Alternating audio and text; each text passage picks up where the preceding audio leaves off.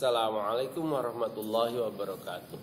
Alhamdulillahirabbil alamin. Assalatu wassalamu ala Muhammadin wa ala alihi wa ashabihi ajmain. Amma ba'du. Alhamdulillah, kita panjatkan puji syukur pada Allah Subhanahu wa taala yang menganugerahkan nikmat iman dan nikmat Islam, nikmat sehat dan afiat kepada kita.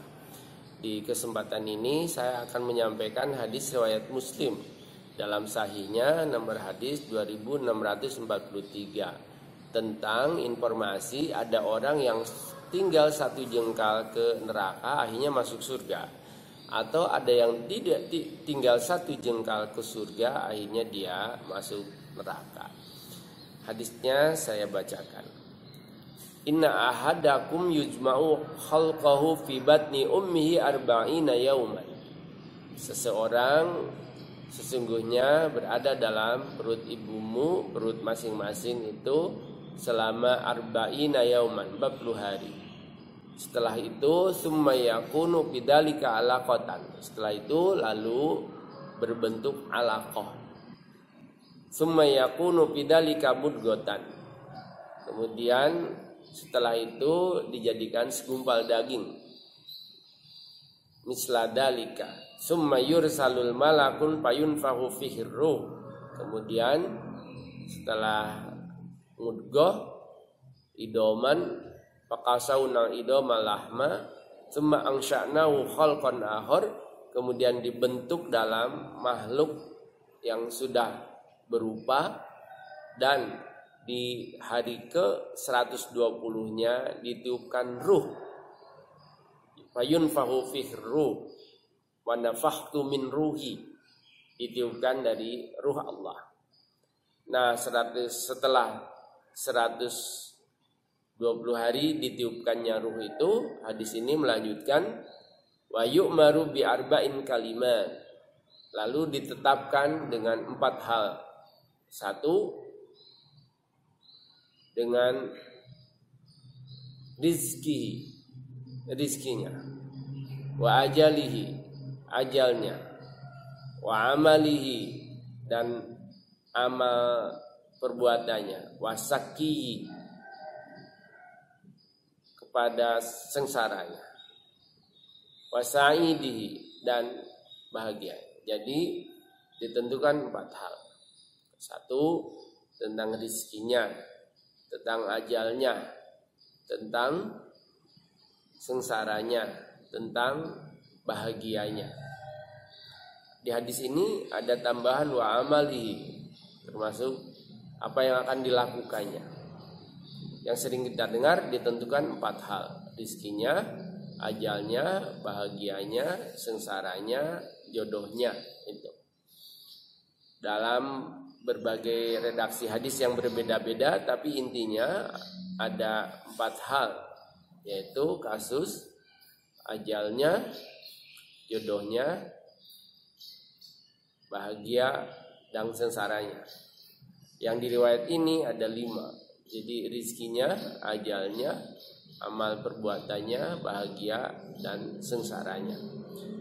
Nah, fawalladzi la ilaha ghairuhu, demi Allah yang tidak ada Tuhan selainnya, inna ahadukum la ya'mala bi amalin min ahlil jannah, sesungguhnya di antara kalian ada yang beramal dengan amalan penghuni surga, hatta ma yakunu bainahu wa bainaha, sampai jarak antara dia dengan surganya itu illa dhira', 1 zira'.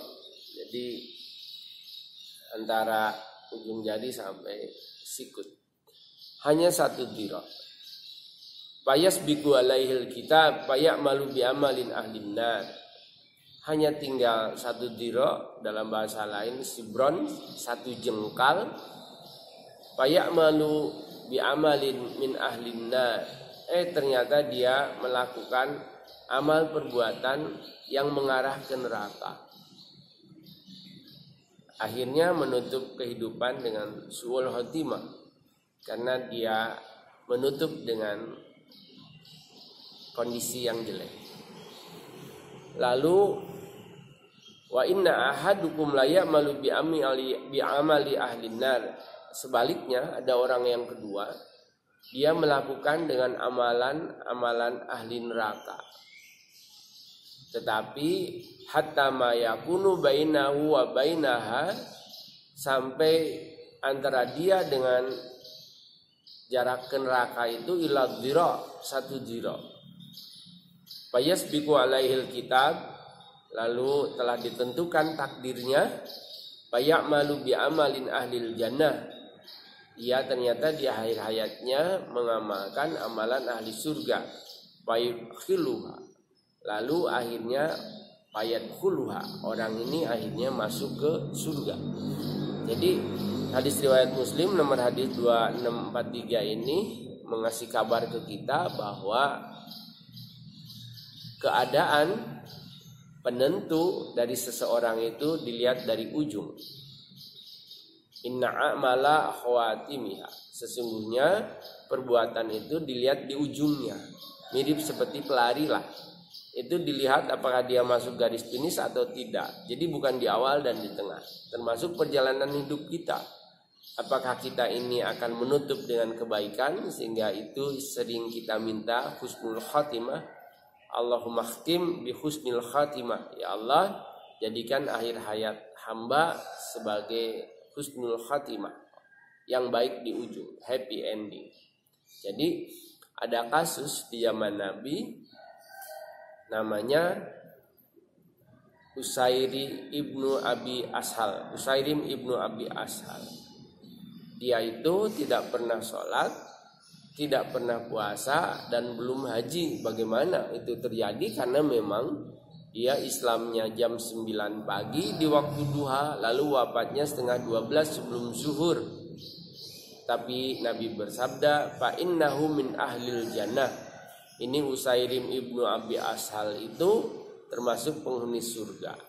Jadi bertanya kepada sahabat, maukah kalian aku tunjukkan seseorang yang belum melaksanakan kebaikan sama sekali, tapi dia tercatat sebagai penghuni surga. Ini dia orangnya, Usairim ibnu Abi Ashal.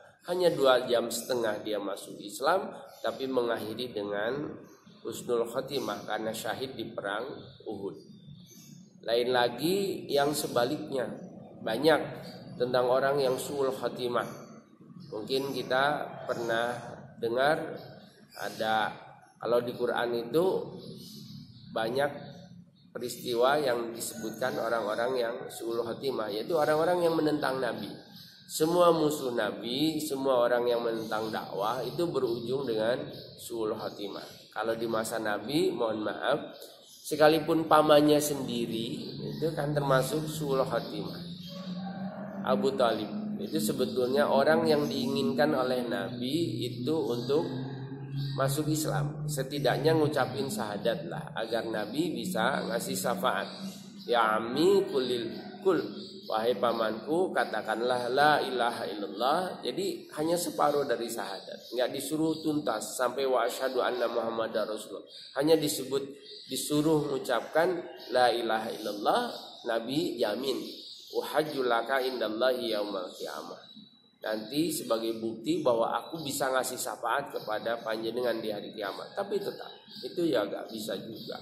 Padahal itu gak sampai sejengkal itu. Di akhir hayat sama Nabi dibimbing, ditalkin agar masuk Islam, tetap gak mau. Kalau di tempat saya tinggal di Malang ya. Di Malang itu ada seorang mudin, orang yang suka menikahkan pengantin itu. Ternyata selama 2 tahun dia itu menikahkan orang, tapi dia sendiri udah murtad.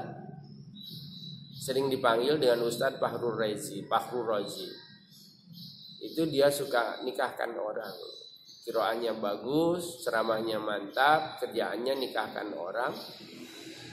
Tapi ternyata begitu meninggal dunia, dia dibakar.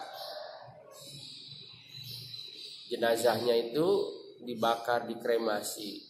Udah masuk di agama Hindu. Ketahuan ya karena dikremasi itu, dibakar itu. Lalu abunya dibuang di Laut Selatan, di Malang Selatan sana. Ketika ditanya, istrinya diinterogasi, sudah berapa lama? Ternyata sudah 2 tahun itu meninggalkan Islam. Dia murtad dari Islam. Tapi selama 2 tahun itu dia masih jadi khatib, masih ngimami sholat, lalu masih menikahkan orang. Jadi ceritanya dia itu sakit, setelah sakit dia berobat, sembuh, setelah sembuh mati. Jadi sayang sebetulnya, dia harus meninggal dunia dalam keadaan tinggal 1 jengkal lagi, karena nggak lama setelah itu dia meninggal dunia. Tapi berujung dengan su'ul khatimah karena dia meninggalkan Islam. Jadi ini bukan cerita fiktif, nyata, data, fakta di tempat saya di kota Malang, di Malang ini. Jadi hadis ini menjadi penjelas memang bagi kita, jangan merasa sudah cukup, sudah ada jaminan. Kita tetap berusaha istiqomah sambil berdoa agar kita mengakhiri hidup ini dalam keadaan husnul khatimah. Mudah-mudahan apa yang saya sampaikan bermanfaat. Akhirul kalam. Assalamualaikum warahmatullahi wabarakatuh.